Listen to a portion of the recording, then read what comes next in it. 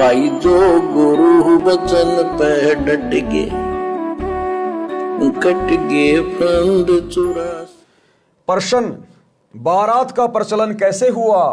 यानी शादी विवाह में पहले जो बारात लेकर जाते थे 100-200 व्यक्ति, उसका प्रचलन कैसे हुआ? उत्तर, राजा लोगों से प्रारंभ हुआ। वे लड़के के विवाह में सेना लेकर जाते थे अपनी मान बढ़ाई के लिए, अपने रुतबे को कायम रखने के लिए कि फला फला राजा आ रहा है, फला फला राजपूत, फला फला ठाकुर जी आ रहे हैं। बड़ी शानो शौकत के साथ में गाड़ी घोड़े, हाथी घोड़े लेके, सैनिक लेके, हथियार लेके, लोग दिखावे के लिए, अपनी झूठी शानो शौकत के लिए इतना आडंबर और पाखंड करके चलते थे। राजा लोगों से प्रारंभ हुआ। वे लड़के के विवाह में सेना लेकर जाते थे। रास्ते में राजा की सुरक्षा के लिए सेना जाती थी, जिसका सब खर्च लड़की वाला राजा वहन करता था। अब सामने वाला भी राजा और वो भी राजा। अब राजाओं को तो दिक्कत नहीं, भैया कितना खर्चा वहन कर लो। लेकिन फिर ये परंपरा आम समाज में आ पड़ी और आम समाज में व्यक्ति इस कुप्रथा का शिकार हो गया। अपनी जमीन बेच बेच के, लोगों से कर्जा ले लेके बेचारा फिर उस कुप्रथा को निभाने लगा। राजा लोगों से बारात का प्रचलन प्रारंभ हुआ। वे लड़के के विवाह में सेना लेकर जाते थे।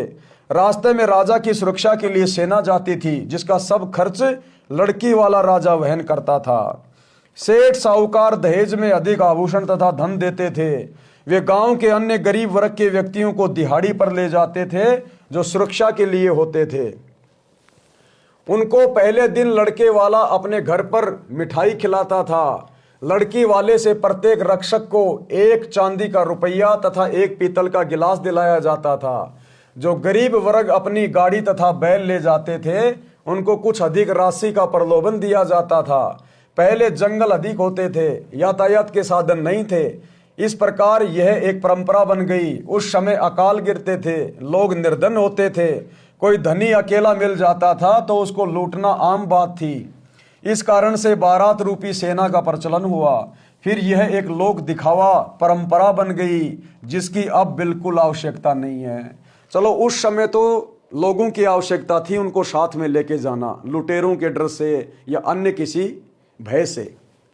लेकिन वर्तमान में क्या आवश्यकता है इस बारात को लड़की वाले के घर पे चढ़ाने की, जो सिवाय खाने पीने के अलावा कुछ नहीं करती, अगले की इज्जत बिगाड़ने के अलावा कुछ नहीं करती, अश्लील गानों के ऊपर गलियों में नाचने कूदने के अलावा कुछ नहीं करती। सिर्फ बेइज्जती का कारण है, बेइज्जती का कारण है। बारात जा रही है, डीजे बज रहा है। आधे से लोग तो यूं गांव की लड़कियों को देखते रहते हैं, जो छतों पे बैठी बैठी लड़के को देखती रहती है। अब वो भी निकम्मी है, नालायक है। क्या देख रही है उसको? अपने पति को देखना जो अपने घर में है, उसके पति को देख रही है, दूल्हा कैसा है, कैसा सुंदर है। ये पतिव्रता स्त्री के लक्षण नहीं है। अपने पति के अलावा किसी और की प्रशंसा करना, इस प्रकार से देखना विशेष भाव से, ये पतिव्रता स्त्री का लक्षण नहीं है। अरे ये तो समाज की बिगड़ी हुई औरतें, जिनको वेश्या कहा जाता है, वो अपने झरोखों से गैर पुरुषों को देखा करती थी, हार श्रृंगार करके उनको रिझाने के लिए कि मेरा ग्राहक मेरे पास आ जाए। और काल ने ये कुरीति गांव गांव में पैदा कर दी। शादी होती है, दूल्हा आ रहा है, गांव वाले आ रहे हैं, लड़के अश्लील हरकतें कर रहे हैं, ऊपर लड़कियों की तरफ देख रहे हैं, ऊपर से वो भी हंस रही हैं, देख रही हैं। तो समाज ने हर प्रकार से अश्लीलता की आग लगा रखी है। वर्तमान में बारात की कोई आवश्यकता नहीं है। प्रश्न, भात तथा न्योदा न्योदार कैसे चला? उत्तर, उसका मूल भी बारात का आना, दहेज का देना, बारात ले जाने के लिए लड़के वाले द्वारा मिठाई खिलाना। यानी बारातियों को लोभ लालच दिया जाता था कि तुम्हें 3 दिन तक बढ़िया खिलाएंगे पिलाएंगे, और आते समय 1-1 पीतल का लोटा और 1-1 चांदी का सिक्का भी दिलाएंगे। तो इस लालच में लोग बारात में चले जाते थे। फिर धीरे धीरे यह परंपरा बन गई। लड़की वाले के लिए भी उस बारात के लिए मिठाई तथा रुपया गिलास देना आदि के कारण भात तथा न्योंदा प्रथा प्रारंभ हुई। अब लड़की वाला बेचारा इतना सारा खर्चा अकेला कहां से उठाएगा, इसलिए भात की परंपरा शुरू हो गई कि उस लड़की के जो मामा जी हैं वो भात भरने आएगा और वो फिर कुछ 1000-2000 रुपये, 10-11 हज़ार रुपये, 1,00,000-2 लाख रुपये जैसा भी है, वो उस भात के बहाने जो है उनको देके जाएगा। तो ऐसे परंपराओं से फिर ये परंपरा बिगड़ती चली गई। लड़की वाले के लिए भी उस बारात के लिए मिठाई तथा रुपया गिलास देना आदि के कारण भात तथा न्योता प्रथा प्रारंभ हुई। न्योता समूह में गांव तथा आसपास गवांड गांव के प्रेमी प्यारे व्यक्ति होते हैं। जिनके लड़के या लड़की का विवाह होता था तो अकेला परिवार खर्च वह नहीं कर सकता था। उसके लिए लगभग 100 या अधिक सदस्य उस समूह में होते हैं। जिसके बच्चे का विवाह होता था तो सब सदस्य अपनी वित्तीय स्थिति अनुसार न्योता यानी धनराशि विवाह वाले के पिता को देते थे, जिसको न्योता भी कहते हैं और कई जगह जिसको कन्यादान भी कहते हैं। ये कन्यादान की परंपरा इसी प्रकार शुरू हुई थी कि आसपास के गांव नगर के लोग जिनको न्योता दिया जाता था वो फिर उस लड़की के विवाह में जीवने के लिए आते थे, खाना खाने आते थे। और उससे पहले कोई 11 रुपये लिखवा रहा है कन्यादान में, कोई 21, कोई 1000, कोई 500। तो पहले जब समाज में किसी गरीब की लड़की की शादी होती थी तो वो बेचारा अकेला बारात का इतना खर्चा, लेन देन का इतना खर्चा नहीं उठा पाता था। तो ये कन्यादान की परंपरा शुरू हो गई उसकी मदद के लिए।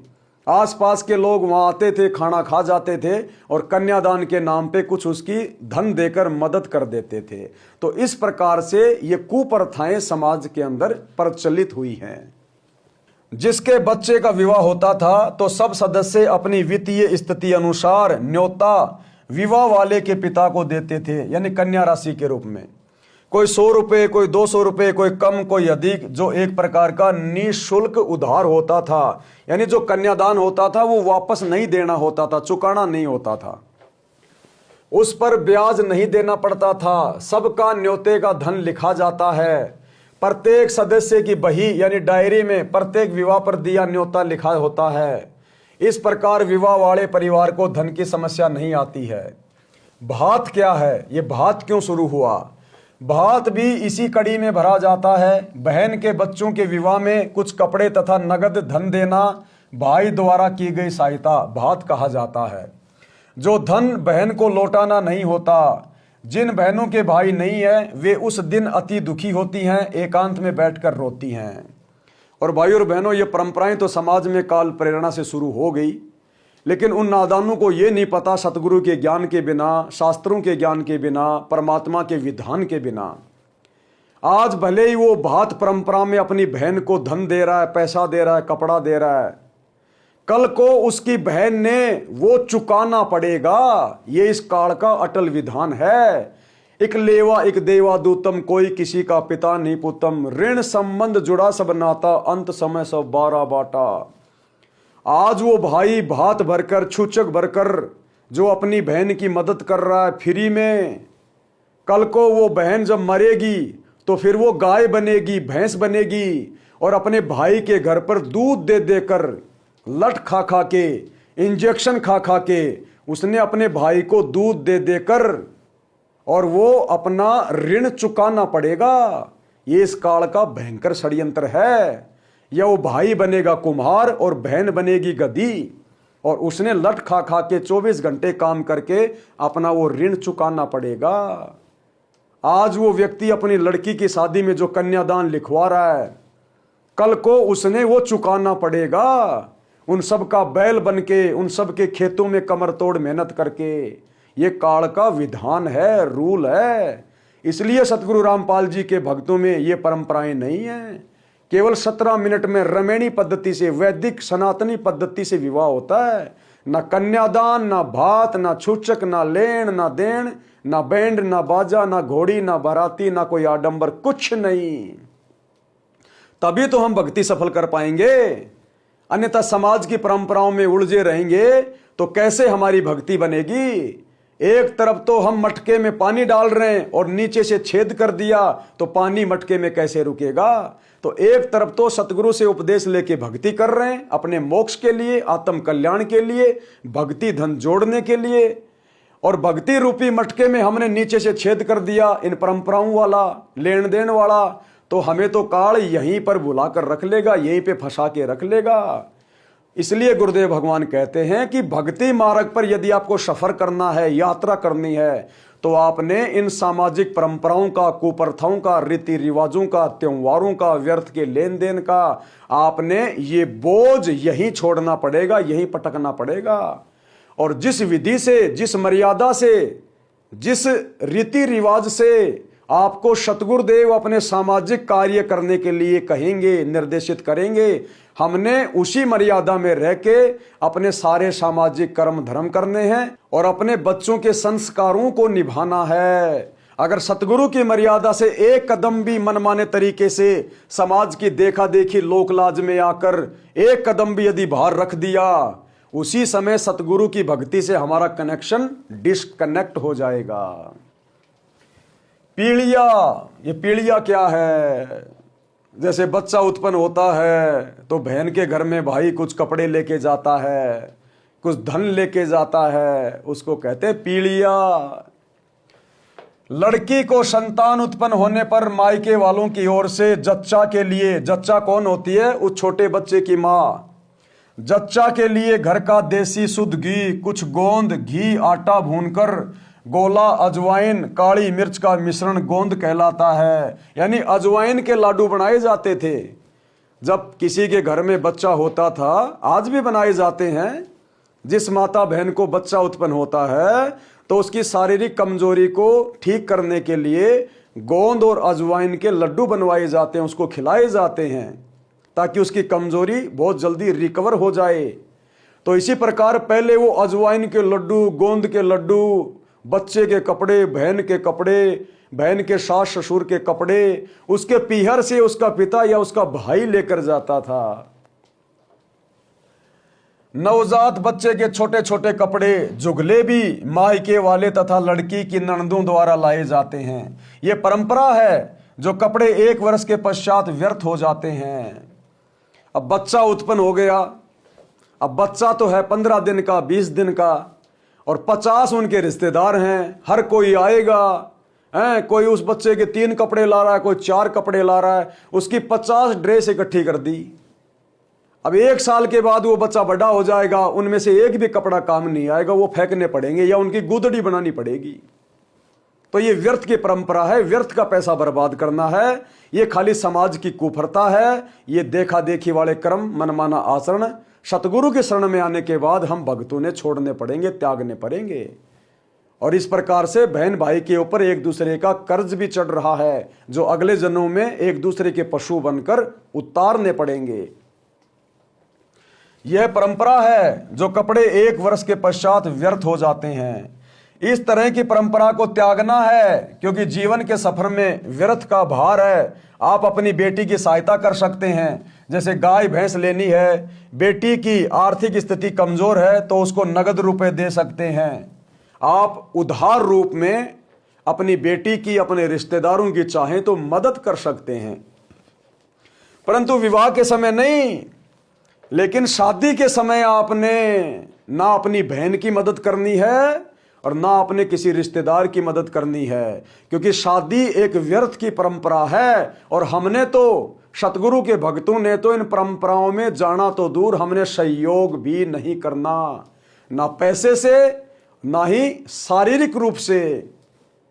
इसलिए हमने इन परंपराओं से बचना है। हाँ, यदि वैसे उसको धन की आवश्यकता है किसी अच्छे काम के लिए, गाय लानी है दूध पीने के लिए, भैंस लानी है, या कोई मकान बनाना है, बच्चों की फीस भरनी है, ऐसे समय में आप जी एक दूसरे की मदद कर सकते हैं उधार रूप में, कि भाई ठीक है मेरे पास में कुछ पैसे रखे हैं, आप जी को मैं बिना ब्याज पर दे रहा हूं। हमने ब्याज नहीं लेना भक्तों ने भूल कर भी, कि बिना ब्याज पे मैं आपको 10, 15, 20 हजार रुपये, जैसे भी आपका सामर्थ्य है और जैसी भी उसकी डिमांड है, जितनी आप मदद कर सकते हैं आप उधार रूप में कर सकते हैं। लेकिन यदि बहन बेटी के घर में ब्याह शादी है, कोई बात है, छूचक है, बच्चों का जन्मदिन है, या और कोई पाखंड है, कोई त्योहार है, और वो यदि आपसे मदद मांगती है और यदि आपने मदद कर दी, तो फिर उन कुप्रथाओं में आपका सहयोग माना जाएगा। इसलिए हमने बहुत सोच समझ के कदम आगे बढ़ाना है। जैसे गाय भैंस लेनी है, बेटी की आर्थिक स्थिति कमजोर है तो उसको नगद रुपए दे सकते हैं, परंतु विवाह के समय नहीं। बेटी का आपकी संपत्ति में से हक दे सकते हैं अगर बेटी लेना चाहे तो। आपकी बेटी या बहन के घर में शादी है, वो सामाजिक रीति रिवाज के हिसाब से अपनी परंपराओं का निर्वाह कर रही है, और वो बेटी अपने भाई अपने पिता से आर्थिक मदद मांगती है, और भाई या पिता उन्होंने गुरु का ज्ञान ले रखा है, वो अपनी मर्यादा तोड़ नहीं सकते, गुरु का वचन तोड़ नहीं सकते, तो वो तो प्यार प्रेम से मना करेंगे कि बेटी देख, आपको पता है हमने गुरुदेव से नाम ले रखा है और ये समाज की व्यर्थ की परंपराएं हैं, झूठी मर्यादाएं हैं, हम इनमें ना खुद फंसते ना किसी का हम सहयोग करते। बेटी हम आपकी इस जगह पे मदद नहीं कर पाएंगे, बाकी वास्तव में आपको ज़रूरत के समय पैसों की आवश्यकता पड़े तो हम आपकी ज़रूर मदद करेंगे। और यदि वो बेटी नाराज होकर या अपने सास ससुर के बहकाव में आकर यदि पिता की संपत्ति से अपना हक मांगती है तो भाई कानूनी तौर पर उसका हक बनता है। तो आप लोगों ने अपनी बेटी का हक यदि वो मांगती है जमीन में तो आप उसको दे सकते हैं। अगर वो मांगेगी तो आपने देना पड़ेगा, कानूनन भी देना पड़ेगा, और सतगुरु के भगत होने के नाते भी अपनी बेटी को अपनी संपत्ति का जो हिस्सा जो उसके हिस्से में आता है वो आपने उसको देना पड़ेगा। तो यदि वो अपनी बेटी की शादी के समय यदि अपनी संपत्ति में से अपने पिता से हिस्सा मांगती है तो पिता संपत्ति का हिस्सा जानकर उसको दे सकता है, लेकिन ब्याह शादी में उसने बिल्कुल भी मदद नहीं करनी है, और ना ही ऐसे समय में, क्योंकि ऐसे समय भगत की परीक्षा के समय होते हैं। फिर भगत कहीं कमजोर ना पड़ जाए कि शादी के मामले में तो खाली 20-25 हज़ार रुपये देने पड़ेंगे और संपत्ति में हिस्सा दूंगा तो ये तो कई लाखों की ले जाएगी, तो क्यों ना इसको 20-25 हज़ार रुपये दे देता हूं, पीछा छूट जाएगा। भले ही पूरी संपत्ति क्यों ना चली जाए, लेकिन सतगुरु का वचन नहीं तोड़ना, क्योंकि सतगुरु के वचन से बड़ी संपत्ति धरती पे कोई नहीं है। परमात्मा कहते हैं गुरु समान दाता नहीं, याचक शिष्य समान, 3 लोक की संपत्ति 100 गुरु दीनी दान। अरे अगर वो ले भी गई तो ले जाए, उसका हक था। भगत को परमात्मा पता नहीं कहां से दे देगा, क्या दे देगा। इसलिए भगत ने शौपन में भी अपने गुरुजी की मर्यादा तोड़ने का ख्याल अपने मन में नहीं लाना चाहिए। जैसे गाय भैंस लेनी है, बेटी की वित्तीय स्थिति कमजोर है तो उसको नगद रुपए दे सकते हैं, परंतु विवाह के समय नहीं। बेटी का आपकी संपत्ति में से हक दे सकते हैं अगर बेटी लेना चाहे तो। बेटी को चाहिए कि आवश्यकता पड़ने पर धन ले ले परंतु फिर लौटा दे। बेटी को चाहिए अगर आवश्यकता पड़ी है तो अपने पिता या भाई से उधार रूप में धन ले सकती है, लेकिन समय पर उसको वापस भी लौटा दे ताकि उस बेटी पर किसी प्रकार का कोई कर्जा ना चढ़े, परंतु फिर लौटा दे। परमात्मा पर विश्वास रखे, आपका सम्मान बना रहेगा। समाधान, इन सब का समाधान है कि विवाह को सूक्ष्म वेद के अनुसार किया जाए। यानी जो शादी विवाह है, गुरुदेव कह रहे हैं समाधान यही है कि समाज की व्यर्थ की परंपराओं और रीति रिवाजों को त्याग कर सामान्य तरीके से खुद भी सुखी रहो, सामने वाले को भी सुखी रहने दो, और सूक्ष्म वेद के अनुसार शादी विवाह करें। सूक्ष्म वेद क्या है? 4 वेदों का पिता। सूक्ष्म वेद भक्ति का निष्कर्ष, वास्तविक ज्ञान, कबीर सागर, आदरणीय गरीबदास जी का ग्रंथ साहिब। और जब परमात्मा धरती पर सतगुरु रूप में प्रकट होकर ज्ञान देते हैं, सत्संग करते हैं, उसको भी सूक्ष्म वेद का ज्ञान कहा जाता है। इन सब का समाधान है कि विवाह को सूक्ष्म वेद के अनुसार किया जाए। आप जी ने 4 वेद सुने, यजुर्वेद, ऋग्वेद, सामवेद तथा अर्थर्वेद, परंतु 5वां वेद सूक्ष्म वेद है जो स्वयं पूर्ण ब्रह्म परमात्मा ने पृथ्वी पर प्रकट होकर अपने मुख कमल से अमृतवाणी द्वारा प्रदान किया है, जिसको कबीर वाणी भी कहते हैं, कबीर सागर का सरलार्थ भी कहते हैं, सदग्रंथ साहिब भी कहते हैं। मेरे यानी रामपाल दास के अनुयायी यानी पूज्य सतगुरुदेव जी के भगत, हमारे जैसे भगत, मेरे रामपाल दास के अनुयायी उसी 5वें वेद के अनुसार विवाह रस्म करते हैं, यानी रमेणी पद्धति से शादी करते हैं, जो कि वैदिक पद्धति है, जिसमें कोई उपरोक्त परंपरा की आवश्यकता नहीं पड़ती। विवाह पर तथा अन्य अवसरों लड़की लड़के वाले पक्ष का कोई खर्च नहीं कराना होता। केवल कन्यादान यानी बेटी दान करना है। लड़की अपने पहनने के लिए केवल 4 ड्रेस ले जा सकती है, जूता तो पहन ही रखा है। बस जिस घर में जाएगी वह परिवार उसी बेटी को अपने घर के सदस्य की तरह रखेगा, क्योंकि लड़की भगत की, लड़का भी भगत का, दोनों ने गुरु से उपदेश ले रखा होता है। तो आपस में उनका कहीं टकराव नहीं होता, कहीं मनमुटाव नहीं होता। उस घर में भी सतगुरु की भक्ति, सतगुरु की मर्यादा, और उस घर में भी सतगुरु की भक्ति, सतगुरु की मर्यादा। तो उनका विवाह सुखमय हो जाता है। और साथ में ना कोई परंपरा, ना कोई रीति रिवाज, ना कोई भात, ना छूचक, ना डीजे, ना पंडित, ना काजी, ना लेना ना देना, ना दहेज, ना बाराती। तो खर्चा भी 1 रुपये का नहीं हुआ, और सामने वाला उसे अपनी बेटी बनाकर ले गया। इस प्रकार दोनों परिवार सुखी रहते हैं और गुरु आशीर्वाद से अपनी भक्ति करते हैं। अपने घर की वित्तीय स्थिति के अनुसार अन्य सदस्यों के सामान, सर्व आवश्यक वस्तुएं उपलब्ध कराएगा। बेटी अपने माता पिता, भाई भाभी पर कोई भार नहीं बनेगी। जब कभी अपने मायके आएगी तो कोई सूट तथा नगद नहीं लेगी। यानी सतगुरु की शरण में आने के बाद जो सतगुरु के भगत होते हैं, जब वो लड़की कभी कभार अपने मायके, अपने माता पिता से मिलने आएगी, तो जाते समय वो अपने माता पिता से कोई डिमांड नहीं करेगी, ना महंगे महंगे कपड़ों की, ना कोई सूट सलवार की, ना ही पैसे और धन की, किसी चीज की नहीं। बेटी 2, 4, 5, 10 दिन जब तक अपने मायके रहेगी, अपने माता पिता के साथ परमात्मा की चर्चा करेगी, सत्संग सुनेगी, अपनी भक्ति करेगी, और जाते समय चुपचाप अपने मायके चली जाएगी। क्योंकि ना तो माता पिता देंगे कुछ, क्योंकि सतगुरु की मर्यादा है, और ना ही वो बेटी जो उपदेशी है, ना वो कुछ अपने माता पिता से लेगी। तो एक दूसरे के ऊपर भार नहीं चढ़ेगा। भार नहीं चढ़ेगा तो मर्यादा नहीं टूटेगी, मर्यादा नहीं टूटेगी तो दोनों की भक्ति सफल होगी, और सतगुरु आशीर्वाद से उन पर कोई आपत्ति नहीं आएगी। जब कभी अपने मायके आएगी तो कोई सूट तथा नगद नहीं लेगी, जिस कारण से भाभी भाई को भी प्यारी लगेगी। भाभी को ननद इसलिए खटकती है कि आ गई, 4-5 हजार रुपए खर्च करवा कर जाएगी, परंतु हमारी बेटी सम्मान के साथ आएगी और सम्मान के साथ लौट जाएगी। और माता पिता, भाई भाभी यही कहेंगे कि बहन 2 दिन और रुक जा, चली जाना, क्या दिक्कत है, 2 दिन और रुक जा, क्योंकि पता है कि कोई खर्चा नहीं है सिवाय परमात्मा के भंडारे के अलावा। और वो भगत है भाई, भंडारा तो हम किसी अन्य को भी करवा देते हैं। और वो बेटी अगर भंडारा करेगी तो उसके बदले में उस घर के बर्तन भी साफ करेगी, झाड़ू भी निकालेगी, जब तक वो रहेगी तब तक। तो ना माता पिता पे भार चढ़ा, ना भाई भाभी पे, और ना उस बहन पे। परंतु हमारी बेटी सम्मान के साथ आएगी और सम्मान के साथ लौट जाएगी। अपने मायके वालों से कोई वस्तु नहीं लेगी, जिससे दोनों पक्षों का परस्पर अधिक प्रेम सदा बना रहेगा। भक्ति भी अच्छी होगी। इस प्रकार जीने की यथार्थ राह पर चलकर हम शीघ्र मंजिल पर मोक्ष प्राप्त करेंगे, शीघ्र मंजिल प्राप्त करेंगे। प्रश्न, जिनको संतान प्राप्त नहीं होती है उन बेऔलादे संतानहीन का तो सुबह या शुभ कर्म को जाते समय मुख देखना भी बुरा मानते हैं, ऐसा क्यों?